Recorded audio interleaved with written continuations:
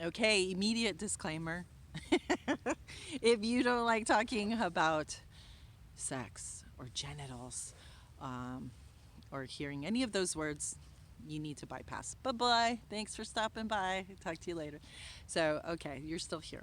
All right. So, I'm going to talk about this book that I got on an audiobook. Pussy. And yes, can you tell I like saying it? And at first I was like, "Really? You wrote a book named Pussy?"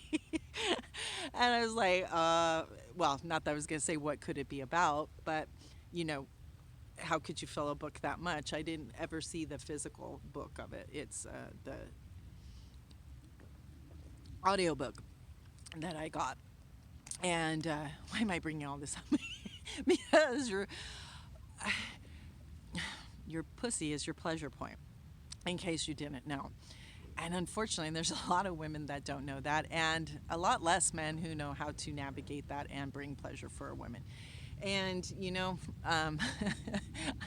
again, all these things can be found out, and especially today online. And it doesn't mean going to a porn site, it's actually like finding out legit material on how it all functions and how it is pleasurable. And this author, Regena Mama Gena, I can't remember her last name, aka Mama Gena, does exactly that. So it's a bit of, well, it's definitely a physiology about it, but it's also historically about it. So you're looking like historical feminism, just women in history, the history of pussy, the history, sexual history. What else? Yeah.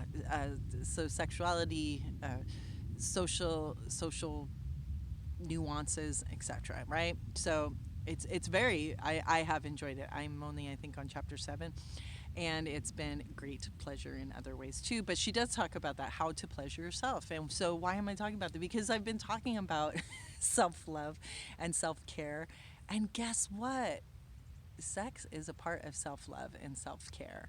And we're all sexual beings, and to one degree or another, we want it. And um, it'd be nicer, yeah, to have it pleasurable. And it doesn't, that's another thing. We have so many hangups about sex and how it should be or what it should be like and all this stuff. And most of it's bullshit.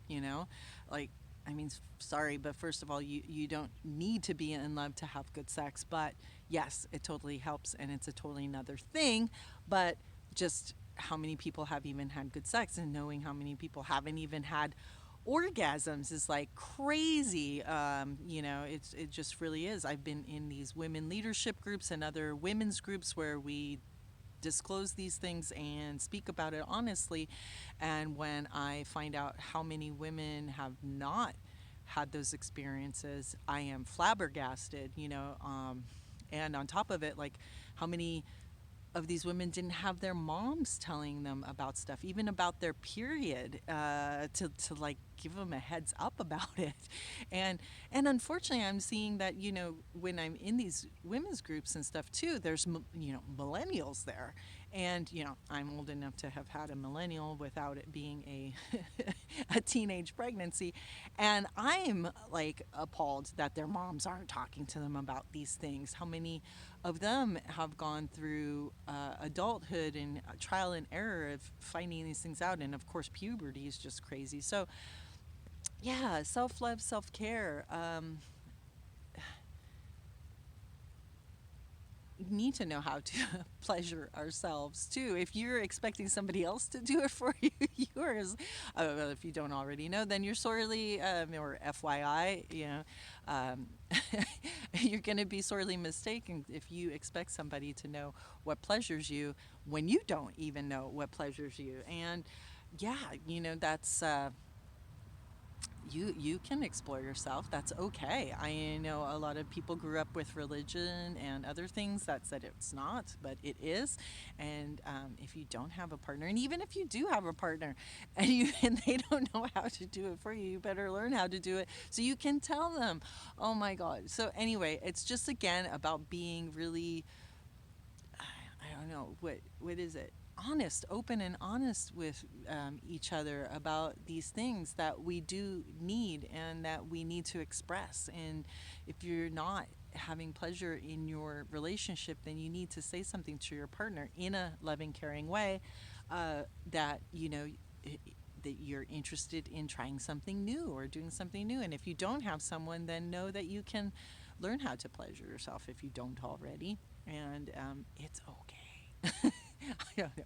I don't know why I'm talking about this, but it is. Well, why am I talking about? No, I do know why I'm talking about, because it's sad. It's sad. It's sad to me that there's so many people turned off by sex or think that they don't want it, but they do want it, and and I understand there's a lot of people out there who have had trauma around sex, and you have your story around that too. And I just want to say it is possible to have a healthy and satisfying sex life, if you want to take on those things. I mean, it's yeah, unfortunate it happened, but it did. And you shouldn't deny yourself the pleasure of knowing what it is to pleasure yourself and be pleasured by someone else. But again, you need to know how to first before you're going to expect somebody else to, so that you can let them know if want it faster, slower, longer, wetter, whatever, harder, any of those words and more. Okay. Oh, geez. All right. I don't know if I'm going to put this on Facebook, but uh, anyway, thank you, Mama Gena, for writing that book. Thank you for your school. I think it's awesome that she has it. I'll just make this a YouTube video and put all the information about her below in the book. And so, ladies, yes, ladies, please, yeah, like she says, GPS, the great pussy in the sky. The pussy is our pleasure point, and it is something to be, wow, to indulge in, and to, you know, yeah, that's a self-love thing too. So please, please, please, please check out the book. Give your pussy the, the attention she deserves, and yourself too, by just acknowledging you are a beautiful goddess just the way you are. Okay? Thanks so much. Cheers.